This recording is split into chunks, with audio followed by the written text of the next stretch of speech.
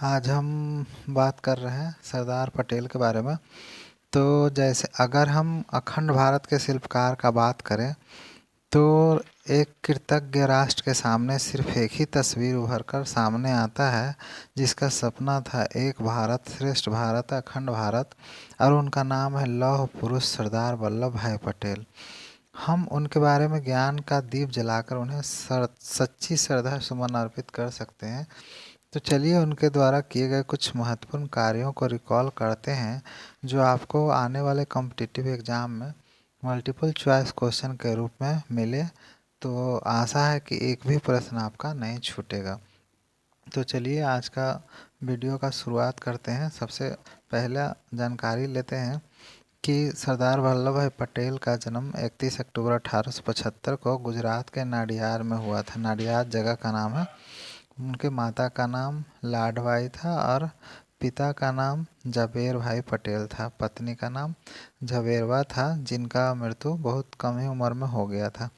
Next फिर देखते हैं कि उन्होंने 22 साल की उम्र में ही लंदन जाकर बैरिस्टर की पढ़ाई की और वापस आकर वकालत करने लगे। वो कहाँ वकालत किए थे? तो जो एक गुजरात का जो फेमस जगह है, आप लोग भी नाम सुने होंगे, गोधरा। गोधरा में इन्होंने गोधरा शहर में ये वकालत करना शुरू कर दिए थे। और 1917 में महात्मा गांधी के विचारों से प्रेरित होकर उन्होंने भारत के स्वतंत्रता आंदोलन में भाग लिया। तो ये सब महत्वपूर्ण फैक्ट सब है जिस पे आप ध्यान दे सकते हैं। अब जैसे देख लीजिए, अब आगे हम बात करने वाले हैं खेड़ा संघर्ष के बारे में। तो सबसे पहला सवाल इसमें यह हो सकता है कि खेड़ा संघर्ष सरदार पटेल ने कहाँ किया था? तो उन्हें गुजरात में और 1918 में। एक्चुअल मामला ये था कि खेड़ा जो खंड था, डिवीज़न था, वहाँ पे भयंकर सूखा पड़ा था और अंग्रेज़ सरकार से कर में छूट की मांग किया था वहाँ के लोगों ने। लेकिन जो अंग्रेज़ सरकार था इसको स्वीकार नहीं किया। तो सरदार पटेल और गांधी जी अन्य लोगों के साथ नेतृत्व किया और उन्हें बताया कि कर नहीं चुकाइए। अंत में क्या हुआ कि उन्हें उस वर्ष के कर में राहत दी गई। यह सरदार पटेल की पहली सफलता है। देखिए यहाँ पे ऑब्जेक्टिव सवाल एक हो गया, खेड़ा सत्याग्रह कब का है? 1918 कहाँ हुआ? गुजरात में। मैटर क्या था? भयंकर सूखा। और यह पहली सफलता था। उसमें क्या हुआ था कि कर कर में राहत देने की बात की गई थी। नेक्स्ट जो बहुत महत्वपूर्ण सवाल आता है सरदार पटेल के बारे में, बारदोली सत्याग्रह। तो सबसे पहले ये जान लेते हैं, बारदोली सत्याग्रह 1928 में हुआ था। ये भी गुजरात में ही है और ये एक किसान आंदोलन था। ठीक है, तो ऑब्जेक्टिव सवाल में देखेंगे कि इसमें सबसे पहले बारदोली सत्याग्रह, फिर कब का? 1928 का, फिर गुजरात क्या था? किसान आंदोलन। इसमें भी लगान में 30% का वृद्धि किया गया था। ठीक है, सरदार पटेल ने इस वृद्धि का खूब विरोध किया था और सरकार ने इसको कुचलने के लिए कठोर कदम उठाया था। इससे संबंधित एक फैक्ट और देख लेते हैं कि इसमें एक न्यायिक अधिकारी था ब्लूमफील्ड और एक रेवेन्यू ऑफिसर था मैक्सवेल। इसमें इंक्वायरी बैठा था और बताया था कि जो 22% लगान का वृद्धि, देखिए बारदोली सत्याग्रह में अंग्रेज़ों ने लगान में 22% का वृद्धि किया था, जिसको ये जो ब्लूमफील्ड और राजस्व अधिकारी मैक्सवेल थे, उसने बोला कि ये गलत है। इसने गलत ठहरा दिया और इसको घटाकर 6.03% कर दिया कि इतना ही लगान देना होगा। तो ये भी एक महत्वपूर्ण सवाल है बारदोली सत्याग्रह से संबंधित, इसको ध्यान रखना है। और सबसे इम्पोर्टेंट ये होता है कि बारदोली सत्याग्रह में सरदार की उपाधि किसने दी? सरदार की उपाधि किसने दी वल्लभ भाई पटेल को? तो वहाँ के महिलाओं ने दी। तो ये महत्वपूर्ण सवाल है जिसको याद रखना है। फिर आगे देखते हैं कि जो सरदार पटेल थे वो हमारे देश के कौन कौन थे? उप प्रधानमंत्री थे, गृह मंत्री थे और सूचना मंत्री थे। नेक्स्ट सवाल देखते हैं, स्वतंत्रता प्राप्ति के बाद देशी रियासतों के एकीकरण में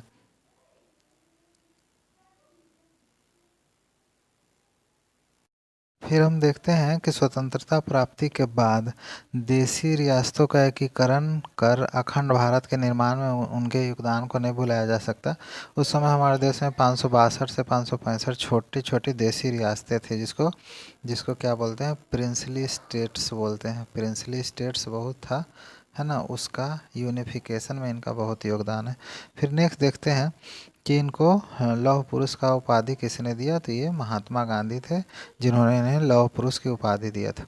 फिर नेक्स्ट देखते हैं कि गुजरात के नर्मदा सरदार सरोवर बांध है, उसी के सामने सरदार वल्लभ भाई पटेल का 182 मीटर, जो दुनिया का सबसे ऊंचा, विश्व का सबसे ऊंचा प्रतिमा है ना, यह 31 अक्टूबर 18 को देश को समर्पित हुआ। और जो स्टैचू ऑफ लिबर्टी है अमेरिका का, उसका ऊंचाई सिर्फ 93 मीटर है, जबकि इसका देख लीजिए 182 मीटर है। तो ये दुनिया का सबसे सबसे बड़ा ये मूर्ति है। फिर आगे हम देखते हैं कि उसका स्थिति क्या है। एक साधु बेट द्वीप है, साधु बेट आइलैंड। ये नर्मदा नदी पर राजपीपला के समीप स्टैचू ऑफ यूनिटी, जो सतपुड़ा और विंध्य श्रृंखलाओं, पर्वत श्रृंखलाओं के बीच है। विंध्य और सतपुड़ा, ऐसे विंध्य है, विंध्य और सतपुड़ा के बीच में है। फिर नेक्स्ट हम देखते हैं कि सरदार पटेल ने माना था कि जो भारतीय प्रशासनिक सेवा है, जिसको इंडियन एडमिनिस्ट्रेटिव सर्विस बोलते हैं, ये अहम भूमिका निभाएगी देश के योगदान में, इसलिए उसको बोलते थे कि स्टील स्टील फ्रेम है। तो ये सब छोटे छोटे इनसे संबंधित महत्वपूर्ण बिंदु है, जिसको ध्यान रखना ज़रूरी है। भारत छोड़ो आंदोलन के समय सरदार पटेल को गिरफ्तार करके कहाँ रखा गया था, तो अहमदनगर के किले में सरदार पटेल को गिरफ्तार करके अहमदनगर के किले में रखा गया था। और वो इतना दिन जेल में रहे, 1942 से लेके 1945 तक। ठीक है, तो ये सब ऑब्जेक्टिव सवाल आप ध्यान रख सकते हैं कि 1942 के भारत छोड़ो आंदोलन के समय सरदार पटेल को कहाँ रखा गया था। नेक्स्ट सवाल देखते हैं कि उनके जन्मदिन को राष्ट्रीय एकता दिवस कब मनाया जाता है, 31 अक्टूबर को, जो आज है 31 अक्टूबर। हर साल 31 अक्टूबर को राष्ट्रीय एकता दिवस के रूप में मनाया जाता है, तो ये ध्यान रखने का है। फिर ये कब से शुरू हो गया, तो राष्ट्रीय एकता दिवस का शुरुआत हुआ 2014 में। तो देखिए, सरदार वल्लभ भाई पटेल से संबंधित जितने महत्वपूर्ण सवाल हैं, वो सारे सवाल इस वीडियो में कवर्ड है। नेक्स्ट हम देखते हैं कि सरदार वल्लभ भाई पटेल को मरणोपरांत 1991 में भारत रत्न मिला था। ये भी ध्यान रखना है, सबसे महत्वपूर्ण, इतना इम्पोर्टेंट पुरस्कार देश के लिए, इससे बड़ा कोई पुरस्कार है नहीं, है ना। तो भारत रत्न 1991 में सरदार पटेल को मिला। फिर आगे देखते हैं कि आज हमारा देश 145वीं जयंती मना रहा है, और इनका सबसे महत्वपूर्ण भूमिका है हमारे देश को एकता के सूत्र में पिरोने का। नेक्स्ट इम्पॉर्टेंट फैक्ट देखते हैं, जो अक्सर ये अभी हाल ही में जेपीएससी के एग्ज़ाम में पूछा गया है कि 1931 में कांग्रेस के कराची अधिवेशन में हाँ, भारतीय राष्ट्रीय कांग्रेस के किस अधिवेशन में राज्य के नीति निर्देशक तत्व का सिद्धांत को पारित किया गया, जिसका उस समय नाम था नेशनल इकोनॉमिक प्रोग्राम। तो 1931 में कांग्रेस का कराची अधिवेशन हुआ था। देखिए, इसमें 3-4 फैक्ट हैं। 1931 का कांग्रेस का अधिवेशन कहाँ हुआ था, कराची में।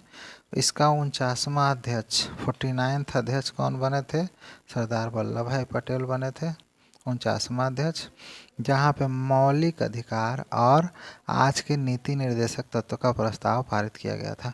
तो इसमें का ये काफ़ी महत्वपूर्ण सवाल है, इसको कभी ओझल नहीं होने देना है, ये अक्सर एग्जाम्स में आते हैं, ये बहुत महत्वपूर्ण सवाल है। फिर नेक्स्ट देखते हैं कि जो देसी रियासत, जो यूनिफिकेशन का काम इन्होंने किया, एकीकरण का, एक भारत श्रेष्ठ भारत। तो देखिए, उस समय क्या हुआ था कि 562-65 वो प्रिंसली स्टेट्स थे, इसमें त्रावणकोर, हैदराबाद, जूनागढ़, भोपाल और कश्मीर, ये भारत में शामिल होना नहीं चाह रहे थे। परंतु यहाँ पे देखिए 6 लिखा गया, परंतु सरदार पटेल ने उन्हें अपने नीतियों से वो भारत को विघटन होने से बचा लिया। जैसे उदाहरण के तौर पर हम देखते हैं कि कश्मीर के राजा हरि सिंह थे, तो उस समय भारत के साथ मिला लिया। जब पाकिस्तानी सीमा में, देखिए यहाँ पाकिस्तानी सीमा से आक्रमण हुआ, तो 26 अक्टूबर 1947 को जो इंस्ट्रूमेंट ऑफ एसेशन होता है, भारत में मिलने का जो संधि होता है, हाँ, उस पर हस्ताक्षर कर दिया 26 अक्टूबर 1947 को। तो ये ध्यान रखना है कि कौन कौन मिलने से इनकार कर रहा था और सरदार पटेल का क्या योगदान था। हाँ, खास करके देखिए अभी कश्मीर के बारे में आपने देख लिया कि इंस्ट्रूमेंट ऑफ एसेशन पे हस्ताक्षर कब किया, तो 26 अक्टूबर 1947। नेक्स्ट सवाल देखते हैं। ये संबंधित है हैदराबाद के निज़ाम से। जैसे ही हैदराबाद का निज़ाम कौन था उस समय, मीर उस्मान खान। वो भारत गणराज्य में शामिल होने के लिए बड़ी दुविधा में था, वो सोच रहा था। तो उस समय क्या तय किया कि विदेशी मामले और रक्षा ये दे दिया भारत को, और आंतरिक मामले के बारे में बोला, जो इंटरनल जो उसके इश्यूज होंगे वो नहीं देना चाहता था। इसी बीच में क्या किया, वो हैदराबाद के निज़ाम ने गद्दारी किया और 15 मिलियन पाउंड का लोन देकर सेमी प्राइवेट मिलिट्री, जिसको रजाकर बोलते हैं, रजाकर्स रख लिया। पाकिस्तान को 15 मिलियन पाउंड रुपया लोन देकर सेमी प्राइवेट मिलिट्री रख लिया। तो इससे आप ये समझ सकते हैं कि इसमें दो तीन सवाल आएंगे कि हैदराबाद के निज़ाम कौन था, है ना, जो भारत में शामिल नहीं होना चाह रहा था। फिर है ये रजाकर क्या होता है, तो इसको बोलते हैं सेमी सेमी प्राइवेट मिलिट्री। फिर उस समय कितना पैसा दिया था पाकिस्तान को, 15 मिलियन पाउंड, इतना रुपया दिया था। तो इस तरह से ये हैदराबाद के निज़ाम से संबंधित महत्वपूर्ण फैक्ट हुआ। अब हम नेक्स्ट देखते हैं। ये भी काफ़ी इम्पोर्टेंट सवाल है कि हैदराबाद स्टेट को ऑपरेशन पोलो, देखिए किस ऑपरेशन के तहत हैदराबाद स्टेट को भारत में मिला लिया। देखिए भारत में मिलाया गया था, तो हैदराबाद स्टेट को मिलाया गया था ऑपरेशन पोलो के तहत। ये काफ़ी महत्वपूर्ण सवाल है, इसको आप ध्यान रख सकते हैं। फिर नेक्स्ट देखते हैं कि मणिपुर के महाराजा ने इंस्ट्रूमेंट ऑफ एसेशन पे इस आश्वासन पे हस्ताक्षर किया कि उसको इंटरनल ऑटोनॉमी कायम रखा जाएगा।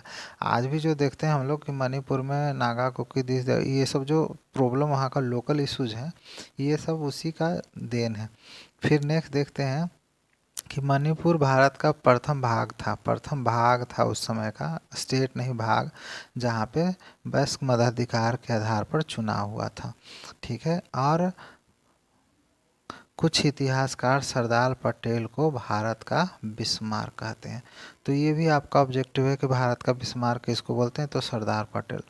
तो इस तरह से आपने देखा कि ये करीब करीब 24 स्लाइड्स आपने देखा, और इन 24 स्लाइड्स में करीब करीब 30 से ज़्यादा महत्वपूर्ण सवाल है जो सरदार पटेल के भारत में क्या क्या योगदान है उससे संबंधित है। आशा है ये वीडियो आपको ऑब्जेक्टिव सवाल और जो सरदार पटेल के हमारे देश में क्या क्या योगदान है उससे संबंधित बहुत ही महत्वपूर्ण सवाल है।